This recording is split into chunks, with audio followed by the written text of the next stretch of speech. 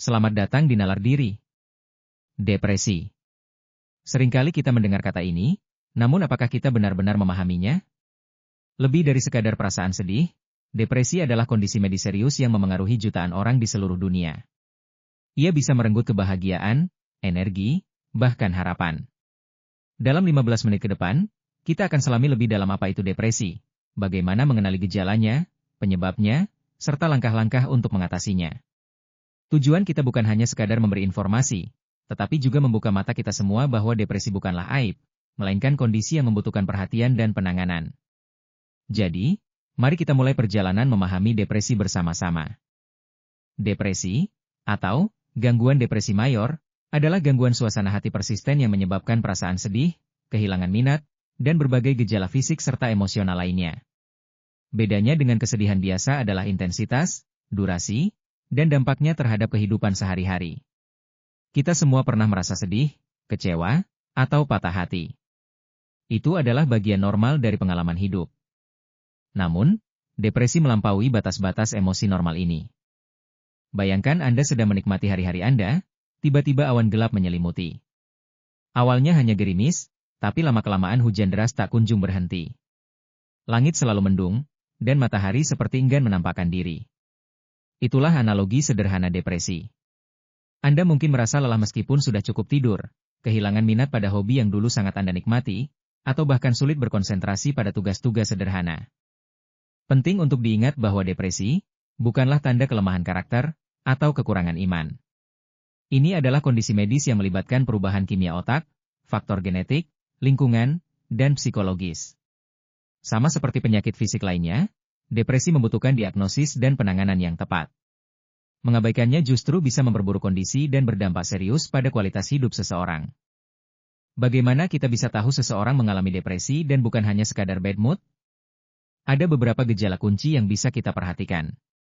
Gejala-gejala ini harus berlangsung setidaknya 2 minggu dan menyebabkan gangguan signifikan dalam kehidupan sehari-hari. Suasana hati depresi hampir sepanjang hari, ini adalah gejala paling umum. Perasaan sedih, hampa, atau putus asa yang terjadi hampir setiap hari, terlepas dari situasi. Kehilangan minat atau kesenangan, anhedonia Anda mungkin tidak lagi menikmati hal-hal yang dulu Anda sukai, seperti hobi, interaksi sosial, atau bahkan makanan. Dunia terasa hambar dan tidak menarik. Perasaan tidak berharga atau bersalah berlebihan. Seringkali penderita depresi merasa rendah diri, menyalahkan diri sendiri atas hal-hal kecil, atau merasa bahwa mereka adalah beban bagi orang lain. Pikiran tentang kematian atau bunuh diri, ini adalah gejala yang sangat serius dan membutuhkan perhatian medis segera. Pikiran untuk menyakiti diri sendiri atau mengakhiri hidup bisa muncul secara berulang. Kecemasan atau kegelisahan, meskipun depresi adalah gangguan suasana hati, seringkali diikuti oleh perasaan cemas yang berlebihan, sulit menenangkan diri, atau gelisah. Perubahan pola tidur, insomnia, sulit tidur, atau hipersomnia, tidur berlebihan, adalah gejala umum. Anda mungkin terbangun terlalu dini, atau sebaliknya, tidur sepanjang hari tanpa merasa segar. Perubahan nafsu makan dan berat badan. Nafsu makan bisa menurun drastis sehingga menyebabkan penurunan berat badan, atau justru meningkat sehingga menyebabkan kenaikan berat badan. Kelelahan atau kehilangan energi, merasa sangat lelah meskipun tidak melakukan aktivitas fisik yang berat. Segala sesuatu terasa seperti usaha yang besar. Penurunan konsentrasi dan daya ingat, sulit fokus, membuat keputusan, atau mengingat hal-hal penting. Hal ini bisa memengaruhi kinerja di sekolah atau pekerjaan. Gerakan yang melambat atau agitasi. Beberapa orang dengan depresi mungkin bergerak atau berbicara lebih lambat dari biasanya, retardasi psikomotor, sementara yang lain bisa sangat gelisah atau tidak bisa diam, agitasi psikomotor. Nyeri fisik yang tidak dapat dijelaskan, sakit kepala, nyeri punggung, masalah pencernaan yang tidak memiliki penyebab medis yang jelas juga bisa menjadi gejala depresi. Jika Anda atau seseorang yang Anda kenal menunjukkan beberapa dari gejala ini selama 2 minggu atau lebih, sangat penting untuk mencari bantuan profesional. Jangan ragu untuk berbicara dengan dokter umum, psikolog, atau psikiater. Bagaimana kabarmu sejauh ini? Semoga apa yang kita bahas bisa memberikan gambaran yang lebih jelas. Sekarang, mari kita pahami apa saja yang bisa menjadi pemicu depresi. Depresi adalah kondisi multifaktorial, artinya tidak ada satu penyebab tunggal. Sebaliknya, ia adalah hasil interaksi kompleks dari berbagai faktor. Memahami faktor-faktor ini bisa membantu kita dalam pencegahan dan penanganan. Perubahan kimia otak.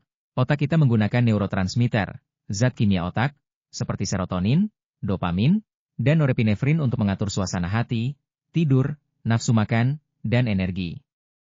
Ketidakseimbangan pada zat-zat kimia ini dapat berkontribusi pada depresi. Genetika. Jika ada riwayat depresi dalam keluarga, risiko seseorang untuk mengalaminya juga meningkat.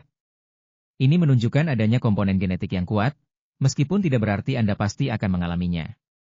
Hormon, perubahan hormonal, seperti yang terjadi pada masa pubertas, kehamilan, pasca melahirkan, depresi pasca partum, menopause, atau kondisi tiroid, dapat memicu depresi pada beberapa individu. Kondisi medis lain, penyakit kronis seperti diabetes, penyakit jantung, kanker, atau nyeri kronis dapat meningkatkan risiko depresi. Kondisi ini bisa menimbulkan stres fisik dan emosional yang memicu depresi. Pola pikir negatif.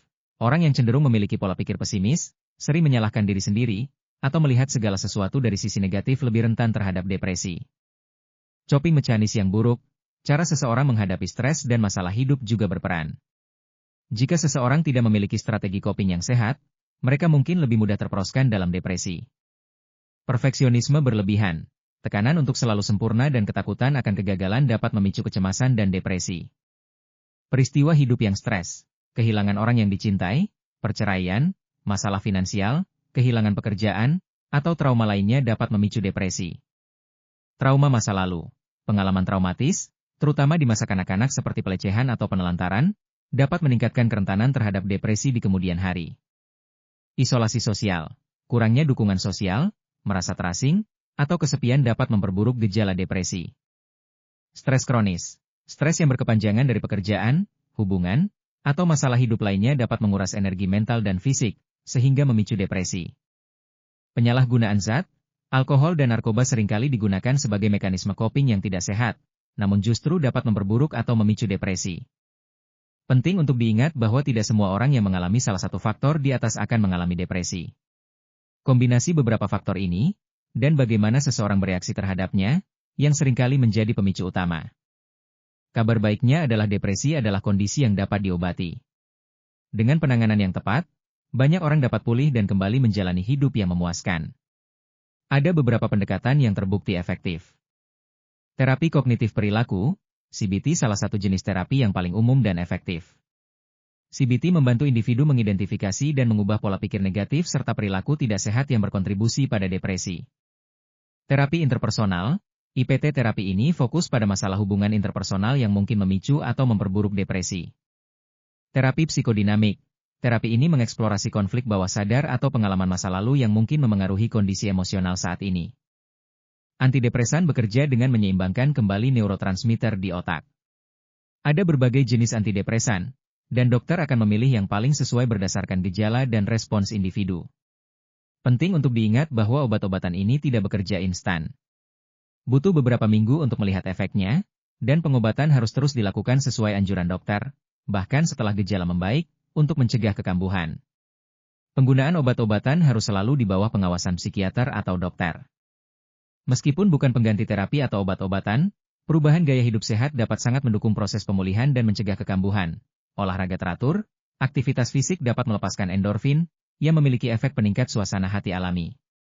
Pola makan sehat, nutrisi yang cukup dan seimbang penting untuk kesehatan otak. Hindari konsumsi gula berlebihan dan makanan olahan. Tidur yang cukup, pastikan Anda mendapatkan 7-9 jam tidur berkualitas setiap malam.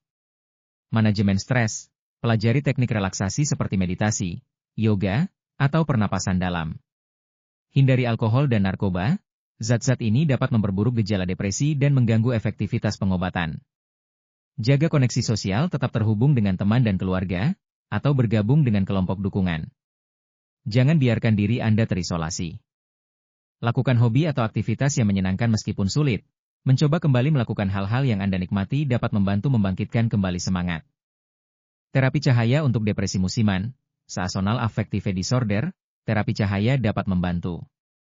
Dukungan dari keluarga, teman, dan orang terkasih sangat krusial. Memiliki seseorang untuk diajak bicara, yang memahami, dan tidak menghakimi, bisa sangat membantu. Bagi orang-orang di sekitar penderita depresi, Penting untuk menunjukkan empati, kesabaran, dan mendorong mereka untuk mencari bantuan profesional. Ingat, jangan pernah memaksa atau menghakimi. Jadi, kita sudah membahas banyak hal tentang depresi.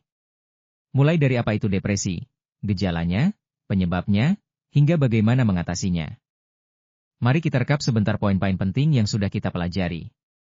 Depresi lebih dari sekadar sedih. Ini adalah kondisi medis serius dengan gejala emosional, fisik, dan kognitif yang memengaruhi kehidupan sehari-hari. Gejala kunci meliputi suasana hati yang sangat sedih atau hampa, kehilangan minat, perubahan pola tidur dan nafsu makan, kelelahan, sulit berkonsentrasi, dan terkadang pikiran bunuh diri. Jika gejala ini berlangsung lebih dari 2 minggu, cari bantuan profesional. Penyebab depresi kompleks melibatkan faktor biologis, kimia otak, genetika, hormon, psikologis, pola pikir negatif, trauma, dan lingkungan, stres, isolasi sosial. Depresi dapat diobati. Pilihan pengobatan meliputi psikoterapi, seperti CBT, obat-obatan antidepresan, dan perubahan gaya hidup sehat, olahraga, nutrisi, tidur cukup, manajemen stres. Dukungan sosial juga sangat penting. Ingat, mencari bantuan adalah tanda kekuatan, bukan kelemahan. Jika Anda atau seseorang yang Anda kenal sedang berjuang dengan depresi, jangan ragu untuk menghubungi profesional kesehatan mental. Ada harapan, dan ada jalan menuju pemulihan. Jika video ini bermanfaat, jangan lupa like, share, dan subscribe channel ini ya, dan nyalakan lonceng notifikasi supaya tidak ketinggalan tips komunikasi lainnya. Saya ingin sekali mendengar pendapat dan pengalaman Anda. Silakan tinggalkan komentar di bawah, ceritakan apa yang Anda rasakan, atau pertanyaan apa yang muncul di benak Anda setelah menonton video ini. Berbagi cerita bisa membantu kita semua merasa tidak sendiri.